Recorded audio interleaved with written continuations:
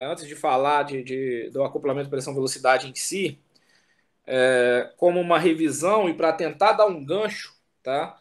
Lá para a apresentação sobre acoplamento, eu vou fazer essa revisão aqui do médio de volumes finitos, mas aplicado especificamente às equações de Navier-Stokes, que são né, está entre as equações que mais nos interessa resolver, né?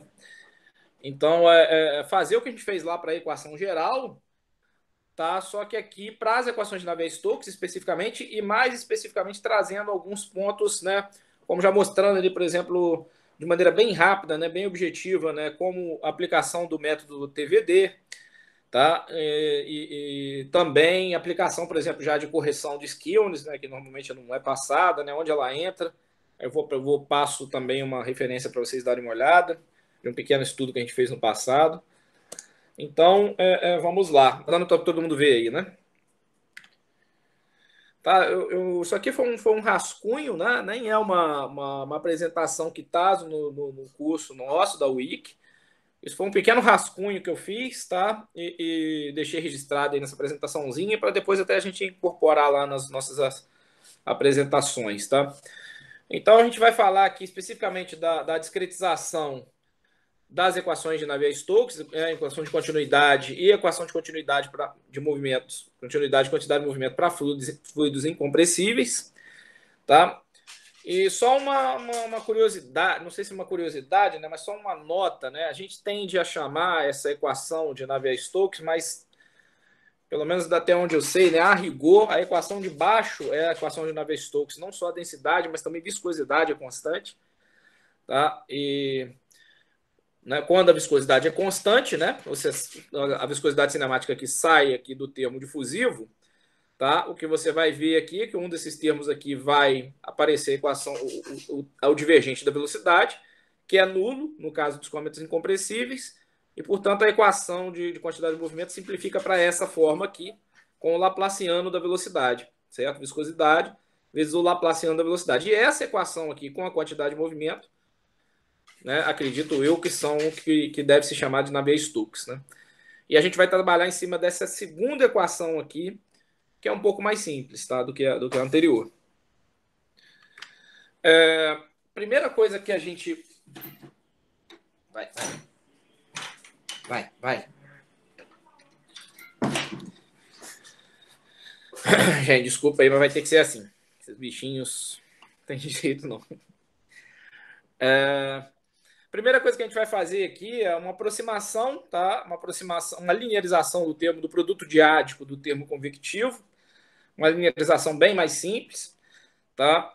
Daria para fazer aqui uma aproximação um pouco mais elaborada, né? Truncando, né? Fazendo uma aproximação dessa função, o I, o J, né? Em termos de UI, tá? Aproximando em termos de um ponto local, um ponto de acúmulo ali que você quer fazer a aproximação e considerar os termos aqui do jacobiano aqui, né? Dessa função. No fim das contas, chega numa forma muito similar, aparece um termo adicional e não há muitos ganhos, não. Então, a aproximação usual feita, tá? Vamos usar essa aproximação usual, né? De considerar que um dos componentes está conhecido, enquanto o outro a gente vai evoluir com a equação, tá? Então não muda nada em relação à equação anterior, essa é a equação que a gente vai trabalhar aqui agora, tá? Em notação vetorial, tá? Mais típica, né? Tá aí a equação da quantidade de movimento, a equação de Navier-Stokes, tá? E bem rapidamente, né? Lembrando, né, o que a gente viu na aula passada, tá? A ideia é integrar termo a termo, então vamos integrar cada termo dessa equação. O primeiro termo, o termo transiente, tá? E a gente viu que a integral no volume de uma função, tá? Uma função de qualquer, com aproximação de segunda ordem, com acurácia de segunda ordem, é a avaliação do termo no ponto P, no centroide do elemento, vezes o volume daquele elemento poliédrico, tá?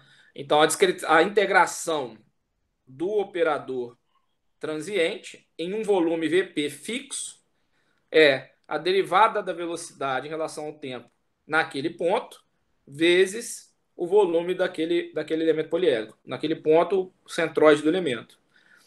Para que a gente consiga uma discretização, né, avaliar em termos de uma matriz de coeficientes, A gente precisa de uma discretização para a derivada temporal, e nessa apresentação aqui vai ser feito com o método de Euler, tá? Que é a velocidade no ponto P menos a velocidade no ponto P no instante anterior, que eu usei aqui o índice zero para representar, dividido pelo passo de tempo entre o instante zero e o instante atual.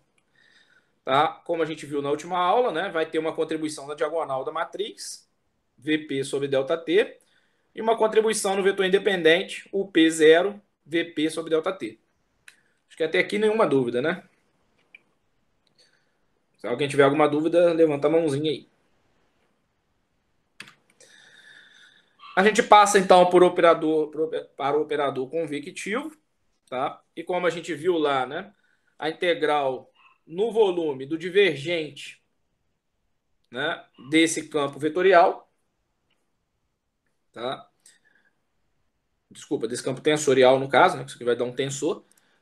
A integral do divergente desse campo vai ser o fluxo desse campo, tá? Vezes o próprio valor, né? Notando aqui que eu estou considerando uma componente fixa, então vou fazer o fluxo em relação a essa componente, vezes o ΔS, teorema de Gauss, né? Trazendo do volume Vp para as fronteiras do volume Vp. Note que esse volume tem que ser fechado, né? Naturalmente, para aplicar o teorema de Gauss. E com a aproximação de segunda ordem, é a avaliação, né? Isso corresponde ao somatório, tá? Em última instância, em cada face do elemento poliédrico, do fluxo vezes o volume. Tá? Aqui já está com S aqui multiplicado, então o vetor de área já está aqui dentro. O que a gente precisa são aproximações, tá? Para esses valores nas faces dos elementos, como a gente viu. Tá? Existem várias formas de a gente fazer isso, né? Várias funções de interpolação. Uma forma da gente fazer isso é usar esquemas TVDs. Tá? Né? E a gente costuma ver, né, os livros, como o João Vitor trouxe, né, mostra os gráficozinhos da região de estabilidade. O pessoal elabora bastante, né? Existe muito conteúdo em torno desse tema, porque especificamente porque os desenvolvimentos tentam buscar métodos de alta resolução, ou seja, que tentam preservar a maior acurácia possível, evitando oscilações numéricas, sem introduzir muita difusão na solução. Tá? E existem vários métodos para fazer isso e cada um vai ter suas características. Mas, de maneira bem geral, fundamentalmente o método corresponde a aproximar o valor na face em termos de um valor, né, conhecido de baixa ordem, ou seja, o valor na face pode ser aproximado em relação a um esquema upwind, né, um termo de baixa ordem, mais uma função de ponderação entre uma aproximação de alta ordem, eu chamei aqui high order, ou low order, tá? Uma função de ponderação da diferença. Tá? O que a gente vê é que quando esse gama de R é igual a 1, a gente tende a uma aproximação de alta ordem. Quando ele é igual a 0, a gente vai para uma aproximação de baixa ordem.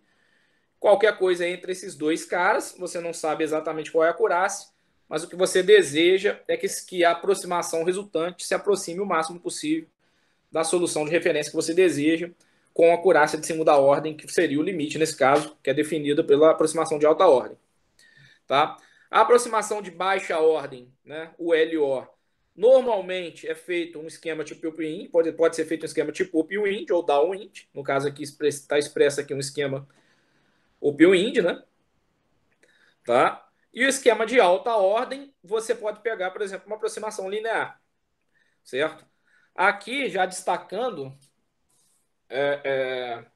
na última aula, né, a gente colocou uma aproximação linear, que é o lambda vezes valor da célula P, mais 1 menos lambda vezes valor da célula N. Aqui eu adiciono para vocês esse termo MF vezes gradiente de U, e aqui está direto, tá? Eu vou falar para vocês, depois eu vou passar referência. Esse vetor MF é o vetor de diferença entre o ponto centroide da face, tá? O ponto centroide da face para o ponto onde o vetor que liga os pontos UP e UN cruza a face F. Por quê? Quando eu tenho uma malha não estruturada, não necessariamente o vetor que liga os pontos P e N passa exatamente no centroide da face. E quando isso acontece, quando ele não passa nesse centroide, a aproximação linear perde a acurácia de segunda ordem. Por quê? Muito simples, porque na verdade, como é uma aproximação linear, Se esse vetor que liga esses dois pontos está passando num ponto qualquer da face, que não é o centroide da face, você não tem a aproximação do valor no centroide da face. E como a gente disse na aula anterior, para que aquela integral tenha acurácia de segunda ordem, o valor da integral tem que ser avaliado no ponto do centroide.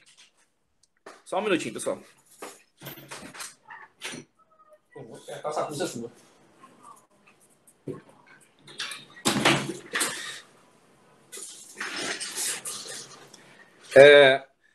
Para que a aproximação tenha acurácia de segunda ordem, você tem que avaliar o ponto, o valor, no caso aqui da velocidade, no centroide da face. Mas isso para a malha não estruturada normalmente não acontece. Quando isso acontece, você tem que corrigir. O que você precisa fazer? Trazer o valor do ponto onde você conseguiu com a aproximação linear, né, que é um ponto qualquer da face, para o centroide da face. E é isso que esse terceiro termo que faz. Tá? Ele traz o valor do ponto onde esse vetor DPN cruzou a face para o centroide da face. Isso daqui chama correção de skewness. Esse termo vai aparecer, por exemplo, lá nos div schemes do OpenFOAM, quando você liga lá o esquema, por exemplo, Gauss, Skew Corrected, Linear Upwind. Tá? Quando você não especifica esse cara, ele não vai corrigir. Então você está degradando um pouco a ordem ali, o gradiente IDE, né? Nos esquemas do gradiente, Gauss linear, né? Gauss linear, tipicamente usado. Você tem que passar lá Gauss Skew Corrected linear. Quando você passa esse Skew Corrected, na verdade o que você está fazendo é isso aqui, corrigindo o ponto onde a velocidade está sendo avaliada na face, tá?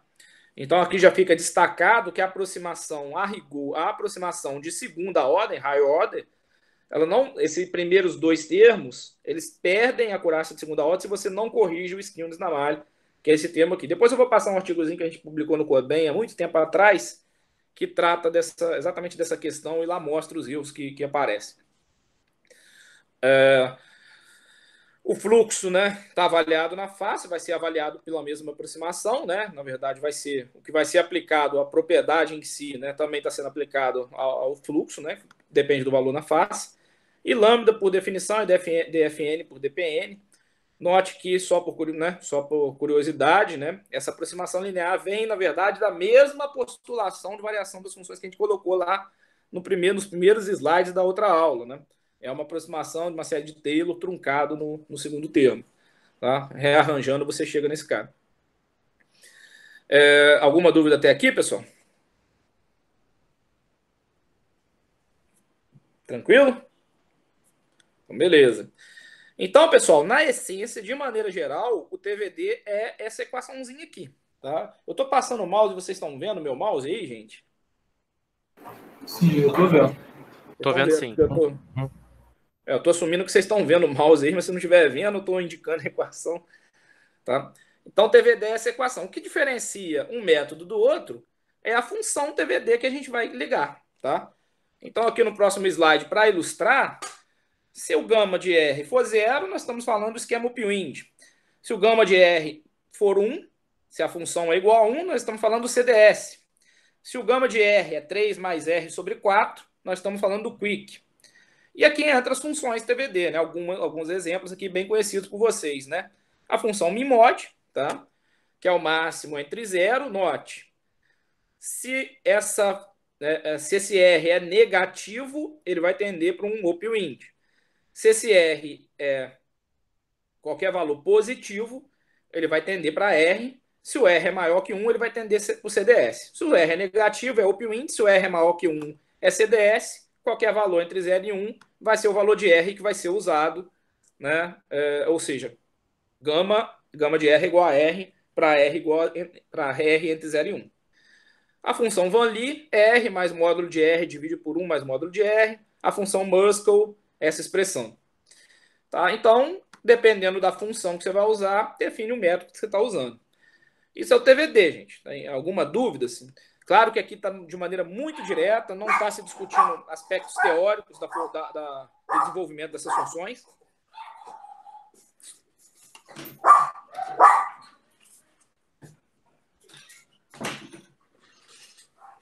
Nesse caso, não tem nem como desligar o som, né? Mas na essência é isso. Alguma dúvida? Vou falar mais um pouquinho na frente. Oi, Samuel, tenho uma dúvida. Claro. Como é que fica esses diferentes esquemas em relação a custo computacional? Tem uma diferença muito grande quando você passa a ter a correção para você não ter a correção? Porque aí, se não tem, faz muito sentido você sempre ter a correção, né? Boa pergunta, Fernando. A resposta não é tão direta. Na verdade, o custo computacional associado a fazer essas contas é irrelevante. O que diferencia o custo computacional é a taxa de convergência que esses métodos podem dar. Então, por exemplo, o esquema OP-WIND de baixa ordem, que você não deseja usar, né, você deseja um esquema de mais alta ordem possível, porque o esquema OP-WIND deteriora o resultado. Ele converge muito bem, por outro lado, porque ele é muito estável. O esquema CDS, tá, ele também tem uma taxa de convergência razoavelmente boa, mas ele gera muita oscilação. Então, se a sua malha não estiver adequada, ele pode não convergir, ele pode divergir, ou ele pode convergir bem com muitas oscilações, certo?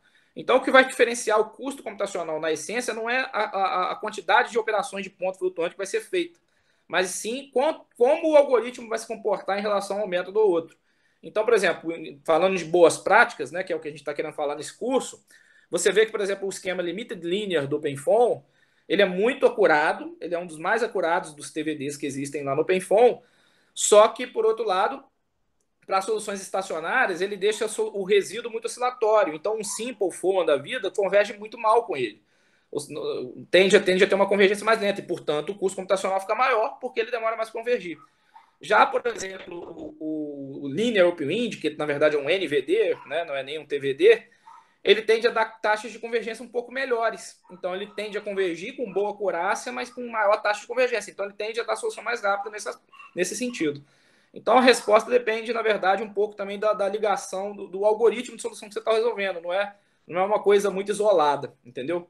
Mas agora, se você for falar especificamente de custo computacional associado a usar um método ou outro em relação às contas que são feitas, isso é relevante. Irrelevante, né? Entendi, muito obrigado. Beleza? Alguma outra dúvida, pessoal? Ninguém vai perguntar de onde vem o R, não? Tá, vamos mostrar. De onde vem o R? O R vem daqui, né? Então, o R, a variável da função TVD, ela é calculada, né, em geral, calculada dessa forma, né? Na verdade, é a forma base, né? Ela depende. É interessante que você calcule ela em relação à direção do fluxo, né? Em relação ao que você está calculando. Então, no caso aqui, particularmente, né? Você tem o quê? Você tem o ponto P, o ponto D, né? Que é o ponto P, eu chamei aqui de D, normalmente estava chamando de N, né? E você precisa.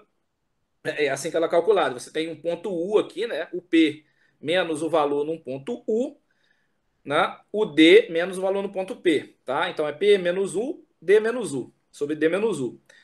A pergunta que fica é essa daqui. Essa figurinha vocês já devem ter visto que eu tirei de um livro, né? Depois tem que melhorar essas referências, nessa questão de usar a figura dos outros. Tá? Mas como é que se calcula esse U? Tá? Isso é uma coisa importante. Aparentemente não é, mas é. Né? Pode parecer simples, mas é uma coisa importante quando você fala de malhas não estruturadas. Quando você está falando de malha estruturada, e mais especificamente, quando você está falando de malhas estruturadas com indiciamento e JK, você tem acesso a esses valores, então você calcula exatamente esses valores. Mas quando você está falando de malha não estruturada, a gente, infelizmente, não vai dar tempo de abordar esse tipo de coisa aqui nesse curso, tá? Você fica preso ao acesso a determinados valores, ao que a gente chama de conectividade da malha, tá? Que é dada pelas faces, tá? Então, na verdade, uma vez que você está fazendo a discretização e essa discretização sua está baseada em faces, você tem acesso direto só aos dois vizinhos. Como é que você obtém, então, o valor de velocidade no ponto U, tá? Se você não tem acesso ao valor no ponto U? A gente obtém usando a nossa postulação, tá? A gente obtém ela por interpolação. A gente estima qual seria o ponto U, tá? Vocês concordam comigo que eu não tenho como garantir que esse ponto U é o centroide da célula que está ali atrás? Concordo. Depende da estrutura da malha, certo? Portanto, se eu vou obter esse cara por aproximação, eu não tenho como garantir que esse cara vai ser calculado com acurácia de segunda ordem. Por isso é um dos indicativos que dá para a gente de quanto mais bem alinhada a sua malha. Malha estruturada, bem alinhada, é a melhor coisa. Por quê? Se a sua malha estiver alinhada, esse ponto vai coincidir naturalmente com o centroide daquela face. Entendeu? Ou vai ter muito mais chance de coincidir. Por isso, uma malha bem alinhada, né, com as boas características, é muito importante para o CFD. Vocês já viram ali no slide anterior, problema de skewness, né? Voltando aqui só um pouquinho. Tá? Aqui, né, nós já vimos que o problema de skewness é associado puramente ao tipo de malha que você está usando. Problema. Mas Samuel, mas aí é só você ligar esse termo aí e corrigir. Não é só isso, porque você vai ter que avaliar esse gradiente de U na face, a gente vai ver como é que avalia gradiente. E outra coisa, a introdução desse termo explícito nas equações tende a deixar o método menos convergente. E de maneira geral, o que a gente vai ver é que a gente vai usar muito pouco esses esquemas skill corrector no OpenFOAM justamente por causa disso, porque eles tendem a estabilizar mais a simulação. Tá? Então, se eu não estou usando, eu estou deteriorando minha acurácia. Então, é importante que a malha seja o melhor possível sempre. E existem muitos motivos que mostram para a gente a importância dessa malha boa. Tá? Mas então, por velocidade no ponto U, ela pode ser calculada, por exemplo, um exemplo aqui, em termos da velocidade no ponto D. Eu poderia ter usado o ponto P também. Tá? Mas aqui ele usou o ponto D, ou seja, ele aproximou U em termos do ponto D, considerando que o ponto U está igualmente distante, a distância entre o ponto P e D é igual à distância entre o ponto P e U, por isso esse 2 aqui na frente. Beleza? 2PD. Dúvidas aqui? Note que é uma... Pode falar. Oi, tem uma dúvida não necessariamente relacionada a isso. É o seguinte, se eu tenho uma malha que ela é totalmente estruturada com todos os elementos de igual tamanho, eu usar um esquema upwind ou um esquema TVD, o resultado vai ser o mesmo? Não, Fernando, de maneira nenhuma. Porque são ordens diferentes, né? O esquema upwind ele é de primeira ordem, você vai ter uma solução com difusão. Na medida que você refinar a sua malha, essas soluções vão tender a ser iguais. Mas para uma malha para um dado grau de refino, a solução de upwind é uma solução de baixa ordem. A solução TVD é uma solução que tende ela busca atender a segunda ordem. Então você tem diferenças nessas soluções e existem problemas clássicos aí para você testar método numérico que mostram justamente quanto uma função de interpolação ou outra consegue representar melhor uma solução, melhor ou pior uma solução. Beleza, obrigado. Beleza? Beleza, pessoal? Então é isso daí. Tem esses últimos 3 slides aí. A gente tentei mostrar aí o TVD. Tá? A gente segue aqui finalizando, desculpa. Finalizando, portanto, o termo convectivo. Como é que fica a discretização, então, do termo convectivo da equação de Navier-Stokes?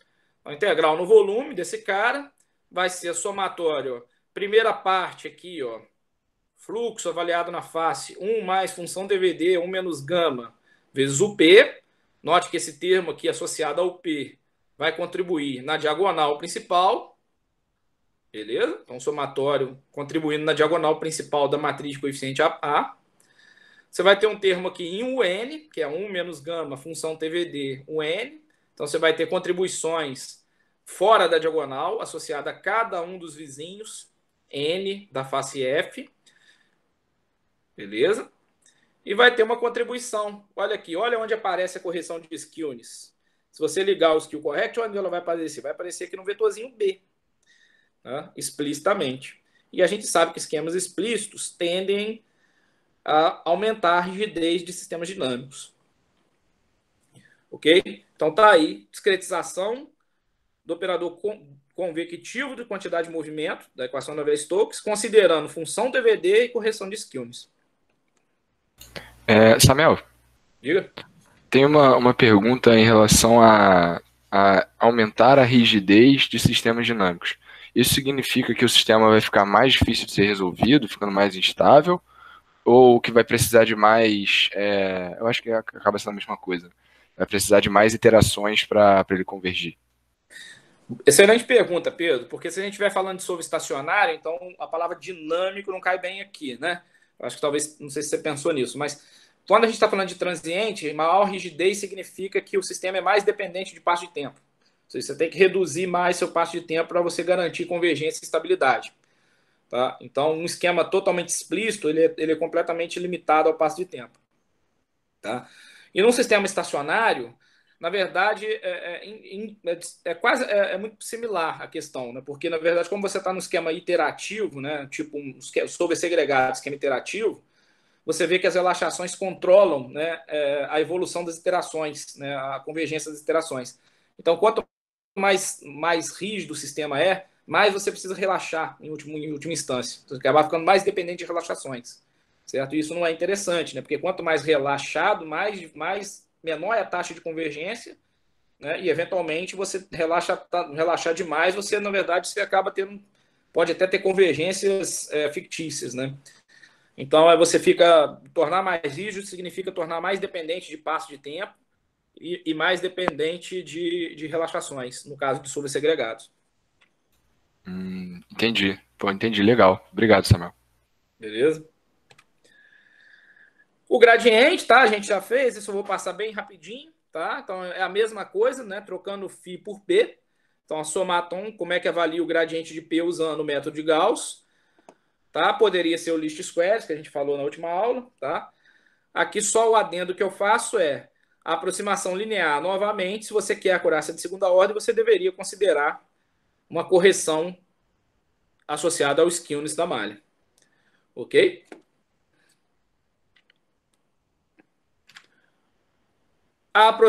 Aí a gente entra para o termo difusivo.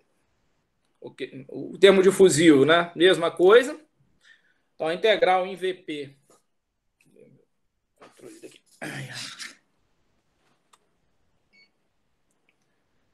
A integral em VP do termo difusivo aqui, né? Vai dar somatório na face, né? Aqui a viscosidade está constante, então já omitiu o índice F.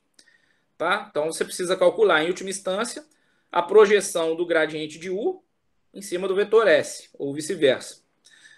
Tá? Na verdade, aqui, como o gradiente é um tensor, tem que ser nessa ordem, né? S escalar com o grade U. Tá, isso aqui já abrindo o vetor S no vetor delta mais o vetor K, vocês devem lembrar. Isso vai resultar em quê? Em delta sobre dpn, um n menos o P, mais a correção de ortogonalidade K grade U, avaliado na face F, num ponto zero. Note que esse termo aqui é sujeito a skewness, tá? Então, você pode ter correção de skewness nessa avaliação explícita. Tá? Lembrando que essa é a parcela ortogonal. Quando o K tende para zero, esse cara morre. Mais um motivo para você alinhar a malha, né? Se o delta está alinhado com o vetor S, se a malha está bem alinhada com o escoamento, por exemplo, tá? Esse vetor K tende a zero e a correção explícita da ortogonalidade morre. Então, como é que fica o termo difusivo? Ele é bem simplesinho, né? Vai ter contribuições na diagonal aqui, delta sobre D, vis a viscosidade, né? Contribuições fora da diagonal. Note que essas contribuições são simétricas. Né? Todo do N aqui. E o vetor B vai ter a correção de ortogonalidade. Note que se não tiver ortogonalidade, esse cara é nulo. Por fim, eu cheguei onde eu queria chegar, que é o objetivo dessa apresentação. Né? No fim, né, você fez um monte de integral, somando elas, você vai ter essa equação aí. O P é a P, o P, somatório de a N, o N, o gradiente de P, que está avaliado explicitamente, tá? E o B0. Note que eu deixei o gradiente de P fora do B0, né? Vocês devem ter percebido isso. Ah, mas se o gradiente está explícito, Samuel, por que você não juntou ele ali dentro do B? Isso é muito importante para o que a gente vai estudar daqui a pouquinho em termos de acoplamento, pressão e velocidade. Tá? Na hora que você vai fazer o que a gente chama de predição de quantidade de movimento, você vai usar esse grade P dentro desse vetor B. Mas na hora que você vai deduzir a equação de pressão, é importante que a gente use essa forma que o pessoal costuma chamar de semi-discretizada da quantidade de movimento. Então, o que é o AP? O AP é a soma das contribuições de cada um dos termos, transiente, convectivo, difusivo, o AN, idem, convecção, difusão, o B também, transiente, convectivo, difusivo. E normalmente essa equação, né, essa equação, primeira equação aqui, é colocada nessa forma no OpenFOAM. APUP é igual a 1H menos grade P. Com H está definido, agora vocês sabem exatamente a definição da H. Né? Tá, eu já vi muitos relatórios, tudo, né? Agora a gente pode Pode definir mais apropriadamente, embora não precise para relatório isso não. Vocês sabem quais são os coeficientes, a N e o P, como eles são definidos, né, e todas as relações com malha e com propriedades. E essa equaçãozinha aqui, eu fiz essa apresentação aí de 12 slides para chegar nessa equação que a gente vai discutir, vai usar ela agora para desenvolver alguns algoritmos de acoplamento. Alguma dúvida aí, pessoal?